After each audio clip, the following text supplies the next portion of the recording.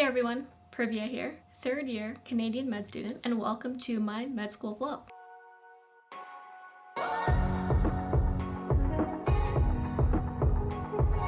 Let's get right to it. This is the second episode of Priv's Picks.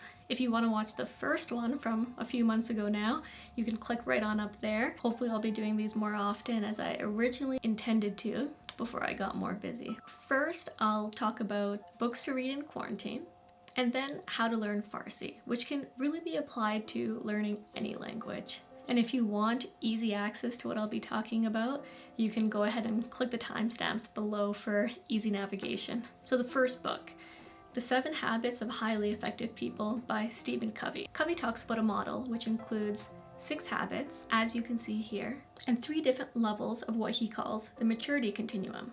Habits 1 to 3 are your so-called private victory, while habits 4 to 6 are your public victory. Finally, I see habit 7, sharpening the saw, as keeping everything in place. Let's get to the maturity continuum. This is the process for moving from dependence to independence to interdependence. If we focus on the first transition, the movement from dependence to independence, we achieve a state of self-mastery. And we can only get here through the first 3 habits. Habit 1 is to be proactive. Covey compares this to the contrary behavior of being reactive. The important note here is to take action on the things you can control instead of being reactive or focusing your energy on things you can't control. For example, a lot of med students are so focused on things they can't control, being upset because they're not in the hospital, worrying about when the pandemic will end, or thinking that the faculty isn't taking their interests and putting them at the forefront. Those are all things you can't control. What you can control is how you're spending this time. You can be studying, spending time with loved ones, or even just relaxing in anticipation of hopefully being very busy in a couple months. Instead of blaming others or the situation around you for your feelings, the proactive mindset is that I can control my thoughts and emotions. When I get into a dump, I start with my thought process and the words that I'm telling myself. Then I move on to my actions and behaviors to become more proactive. Habit 2, begin with the end in mind. Some questions that Covey explores: what are your life goals? What is your purpose? How can you provide value to the world? The answer to those questions lies in your life mission statement. And that mission statement essentially guides your life and behaviors.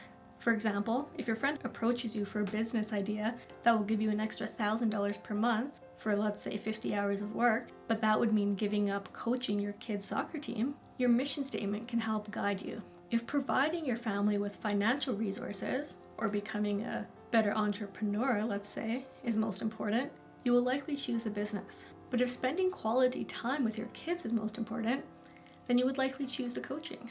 The key here is to have a mission and value system that you can refer back to for important decision making. Are you family-centered, money-centered, spouse-centered, pleasure-centered? Covey also explains this as how you would like to be remembered. For example, what would you like someone to say at your funeral about you? Habit 3, put first things first. Make your goals a reality. And I love this quote by Covey. The challenge is not to manage time, but to manage ourselves. And this is one of my favorite parts of the book. Covey separates activities into 4 quadrants based on urgency and importance. Quadrant 1 is your urgent and important activities. I think of this as seeing patients, rounding, etc., at least for someone like me who's a clerk. Quadrant 2 is your non-urgent but important activities. Things like checking in with family, studying, learning, exercising. Quadrant 3 is urgent but not important.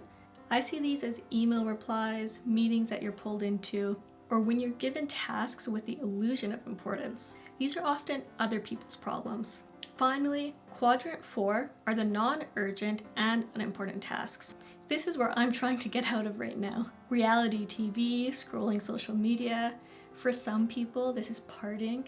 The goal here should be to manage your quadrant 1 tasks. Just get them done and out of the way. Avoid your quadrant 3 tasks. As I mentioned, often these are other people's issues. Learn to delegate them and take on less of these tasks. Limit your quadrant 4 activities. Some of these are sometimes needed, those escapes from life or reality TV binges, for example, but try to limit them as much as possible to maybe 1 show a week or only going out and partying once a month. And all of those behaviors are to increase your focus on quadrant 2, the most important, but often most neglected, since they're not urgent in the current moment. But it's important to remember the macro here. Think about how learning the new language can help you in the future, not focusing on what barely knowing a language now can do for you. The first 3 habits are your private victory. They help you to master yourself. The second transition, the movement from independence to interdependence, is through empathy, and we can only get here through the second 3 habits. Habit 4, think win-win. Here, Covey conveys why the move to a win-win mindset is so important. In short, if you think win-lose, power and getting your way is usually the focus at the cost of other people. All you care about is what you can get from a situation and how you can move forward. Often, in situations like this, you're not focused on helping other people when you can. A lose-win comes from people-pleasing often and wanting acceptance from other people. A lose-lose situation is obviously where no one wins. This can happen if 2 win-lose people are interacting with each other. And finally, a win-win scenario is mutually beneficial and is the most important here. This is how you form good and lasting relationships. There is abundance for all. And this is actually my goal through this channel. I made it here in life, in this position, and I want to help as many people as I can through teaching them about my successes and my failures. And that's through being as transparent as possible. This can be applied to business relationships, for example, negotiating a salary or promotion, and also in personal relationships. For example, who's taking the dog out for a walk today? Or whose turn is it to wash the dishes? Habit 5, seek first to understand, then to be understood. This used to be me, and it's still something I'm working on, but it's to listen first, listen with empathy, and understand what the other person is saying to you. So many people are listening only long enough to formulate their own reply, and then that's what they're thinking of throughout the entire conversation. This is so important in medicine. Right now, I don't know the answer to a lot of things, but the number of times patients thank me for listening to their concerns, or they tell my attending how good of a job I did, is directly related to me empathetically listening to them, because I know I didn't fix them in that moment. By seeking to understand first, habit 6 is set up perfectly for you. Habit 6, synergize. This is where you move beyond a simple transaction and move to a transformation. Listen to others, appreciate their opinion. Anyone who has a different opinion than you can help to enlighten you if you let them. As Covey explains, 2 people with the exact same opinion means that one of them is essentially redundant. This was the biggest change that I saw in myself during my Master of Public Health. People had different opinions than me, and by listening to them and understanding where they came from, I learned how to critically analyze situations and work together with people who had different perspectives. Covey uses the example of 1 + 1 being equal to essentially whatever you want it to be. 3, 10, 1,000. And if you think about it, each one of our organs in our body is just one individual system. But when they come together and work together, transformative things happen. The last 3 habits are your public victory. They help you to empathize with others and reach a point of interdependence and truly working together as one. Finally, the last habit is sharpening the saw. You can't become so busy sawing that you don't take time to sharpen your saw. Covey alludes to 4 dimensions of health in which you can sharpen your saw. Physical, comprising of strength, flexibility, and endurance. Spiritual, which includes your meditation, religion, and music, for example. Cognitive, which you can improve through journaling, reading, and carefully auditing the media you consume. And finally, social, which is your relationships, interactions, and understanding of yourself and the people around you. My goal is to select one activity in each dimension, work on it every week, and most importantly, reflect on it at the end of the week. I challenge all of you to do the same. Let me know in the comments below what one thing is that you're trying to work on. For habit 7, the example Covey uses is obviously related to a saw. You can spend 6 hours cutting down a tree with a blunt saw, or spend 1 hour sharpening the saw, and then cut down the tree in 2 hours. That is what habit 7 is all about. If you don't work on yourself through the dimensions, habits 1 to 6 won't be as effective. And ultimately, habit 7 is just a really good example of a quadrant 2 activity. Okay, I think that's enough about that book. The 7 Habits book was just really good and informative, and I wanted to share it all with you. So if you're looking for a good self-growth or whatever you want to call it, book to read, then you should give that one a try. So the second book that I finished reading last month is called The Real Doctor Will See You Shortly by Matt McCarthy. And normally I don't like to read books about residency or what doctors are going through on the wards because that's essentially my life all the time when I'm in clerkship. But this book basically took you through the author's intern year at a hospital, and I actually found it fairly relatable. It was actually quite reassuring and validating to see what other people go through on the wards.